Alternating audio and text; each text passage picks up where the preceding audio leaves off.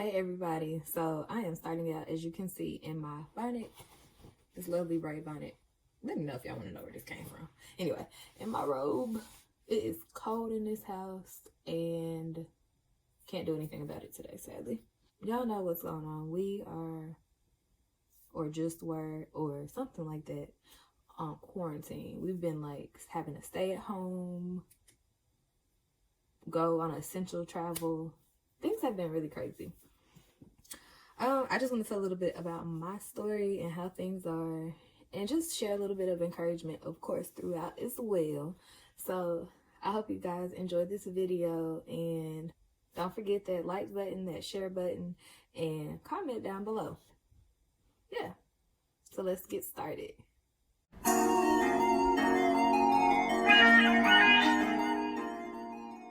Okay guys, so we all know what happened. That disease or virus that is not gonna really use its name, but that's come into our country. I'm in the South, and the day we received our first positive case, I was on my emergency medicine rotation. So I was literally in the hospital where the patient was, that they found out, and all that kind of stuff. I was not in the emergency room the night the patient came through, but I was there the following night. So I had, indirect contact, I guess you could say, but not really. So yeah, that was kind of interesting, and it was pretty chaotic the next day. I mean, things went as normal. People still came, but there were definitely less patients, I think, being seen for certain things. And also there were tons of phone calls. I'm telling you all, the phone never stopped ringing. People were calling from all walks of life. People were like, oh, I was there. Should I get checked? Oh, I'm a pastor. I need to tell my church something. Oh, the nursing homes were like, I don't know. It was just, y'all, it was so much. So that happened. And then my preceptor, he was really great, really friendly, pretty laid back. He was just like, I don't know how this environment is, so you can come back after everything dies down. Things never died down, obviously. Things only progressed, and I did not complete a week, basically like the last week of my emergency medicine rotation. But just as a side note, emergency medicine, usually they work 12-hour shifts 3 to 4 times a week. So I didn't miss, 5 days of a rotation. I just missed, I think, 5 in total. But that was due to missing some on that day, because it was a Wednesday that I was able to, not come back after, since we had that positive case and things like that. I don't know much about the patient, of course, just to not like break HIPAA violation, but I did just kind of hear different things about it, about the patient. But I believe that they are still healthy and alive and well today, and it's been 3 or 4 weeks now, so that's a blessing. But I know this thing is literally, it's so unpredictable. I've been joining in prayers every day. I've been really taking this time to just abide in the Lord and truly spend so much more time with him. It sucks like not to be able to continue my education like normal, but I also had to see it from a place, and I try to see all things from a spiritual place, and I have a perspective where I know that everything is still working out for my good. Things will always work out for my good because I love God, and also that this is still all under his control. Even though it looks out of control to me, this is still all under his control. So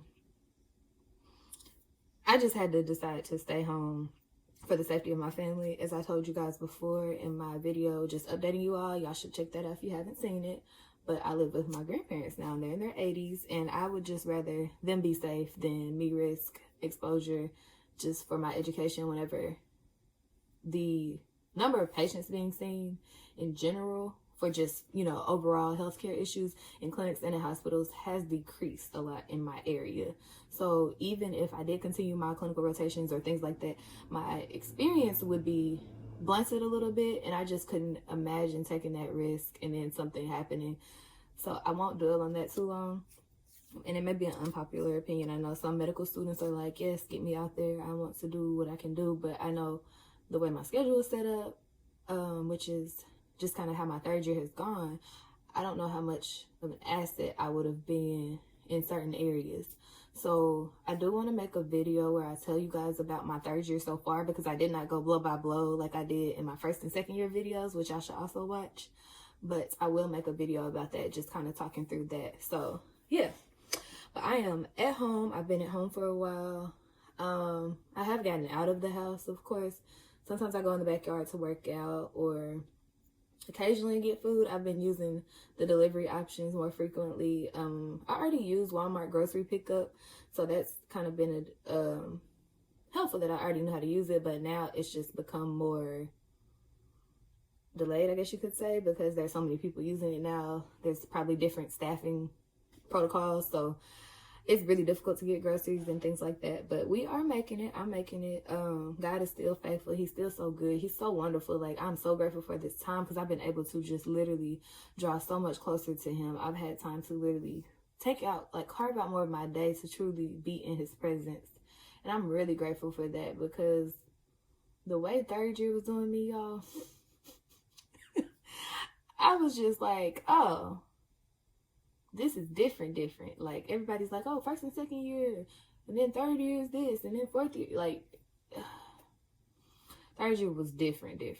That's all I'm going to say right now, because that's not what this video is about.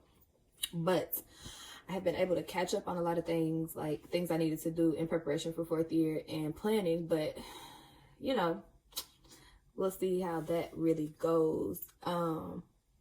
I've been able to keep up with like my mental health, like I said, just spending time with the Lord. I've been able to work out consistently, which has been really fun. These live workouts, they actually have been really enjoyable for me. It's kind of like having a workout partner, so it's like, you know, you have to be there at a certain time, so it's definitely been a good way to motivate me. Sorry, my hands are just like all over the place, but I'm a hand talker. But anyways, I do want to kind of talk about some more serious things and just kind of ask some questions or state some questions that I've had myself, and just kind of see if you guys had any thoughts on it, or if you know anybody that does. Okay, guys, so I just switched over just so I could talk about some more serious things. I did not want to be in my robe talking about these things. So these are my questions and just kind of my things I've been able to reflect on during this time. At first, I felt really sad. I was just so sad for all these people that are like graduating, getting married, fourth years, match day, all those things that were just taken. You know, everything was just canceled. And I'm just like, ugh, I couldn't imagine losing anything else. I have my own personal experiences of like loss or missing out on special things. But I was really sad about that. And then as days progressed and like, you know, we went through more changes like with our curriculum and things like that at school, I was just like, man, we're really going to have like, I don't know, like everything's just going to have to change. It's literally like the world was put on pause. But for us, it felt like everything had to just keep going.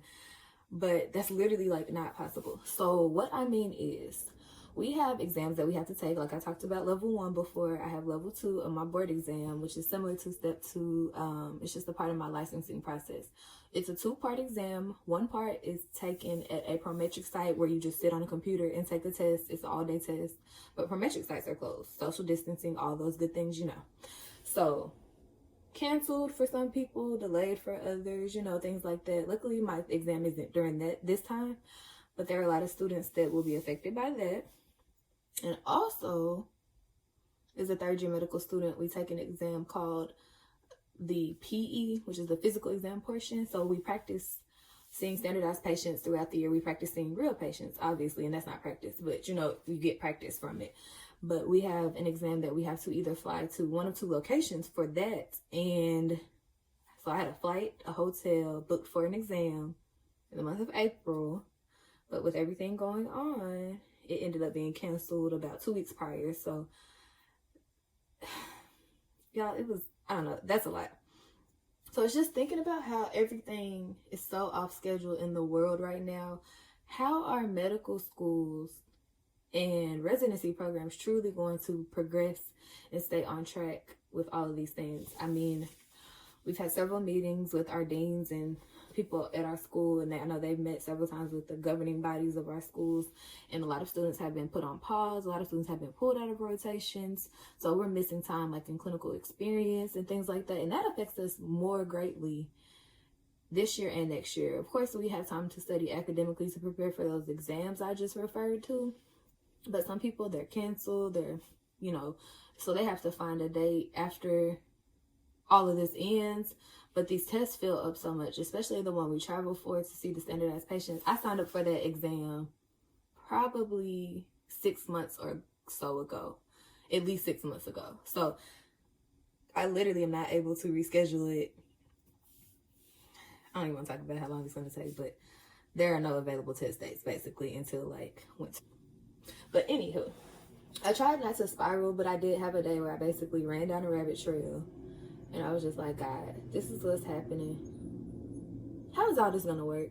Like, I know in the end, he's so faithful. He's so great that everything is going to work out. It's just a lot of times I want to know the pieces to the journey. Like, you know, the steps. But my questions, oh my gosh, my questions. Like, I'm just like, are they going to delay residency interview season? Are they going to delay match day? Ooh, Lord, don't let them delay graduation. But is that like an option? What does this mean?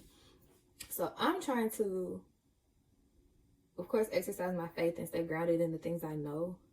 But how can this play out when I might not have my licensing exams prior to applying for residency, which is basically our job that we get when we graduate medical school? I feel as if some students that have already tested, of course, they'll be, you know, and I know this, they'll be fine, I guess. But, you know, this affects a lot of students. No, I'm not alone in this. I just wonder how it'll play out. And we've also recently had a merger. So basically, allopathic and osteopathic residency programs are now under one accreditation system, basically. So there are so many unknowns, and I know who knows everything. So I trust in him fully. I just wonder, you know, kind of like what planning steps should I take? Because literally, it's impossible to plan right now. And I've been really talking about like in counseling and things like that. Like, hey, you have to be flexible. Like, if this doesn't teach us all anything, it teaches us to be more flexible and just realize like, yeah, we can plan. This doesn't mean don't do anything or procrastinate everything. But also, we're just in a place where things are very unpredictable. So yeah, you might start one plan and then have to deviate from it. It happened to me with my exam. I was studying for my exam. The next day I had to figure out, oh, I need to study for something else. So that's just kind of how things are going. It's really a bittersweet time, you know, just hearing all the sad things. I've had to really abide in the Lord, like I mentioned before, as well as, you know, just take everything in moderation. Of course, there's so many theories and everything out there. And right now, I'm just kind of like, we don't know all the truths. We don't know everything yet. But we can just do whatever puts us at peace. So we can keep going day by day and see what happens. Because there's really not much we can control. And it's kind of crazy to think like, oh, we can't control anything. But I mean, honestly, we never really did. We didn't determine when the sun comes up. We didn't determine when it goes down. We didn't determine if it'll rain a day. You know, we really aren't in control as much as we think we are. But times like this, when everything is taken from us, we do kind of, you know, feel differently. But this video, it's obviously going to be a little lengthy just because this is a lot. But I just wonder with those two things, just kind of how things are going to play out. Do you think they will delay match day? Or do you think it'll just be like, hey guys, you can graduate and match without taking your tests? But I'm going to leave us where this is. I just want you all to stay encouraged. Reach out. Don't isolate yourself. And continue to self-evaluate. Continue to reflect. Feel it. Go through how you feel, but keep pushing. And I just say that from the bottom of my heart because that's what I've had to tell myself. And I know somebody else probably needs to hear it. So I hope this, you know, y'all just stay encouraged, stay blessed. And thank you so much for watching. Thank you so much for spending this time with me. And I hope y'all like, share, comment below. And I will talk to you guys later.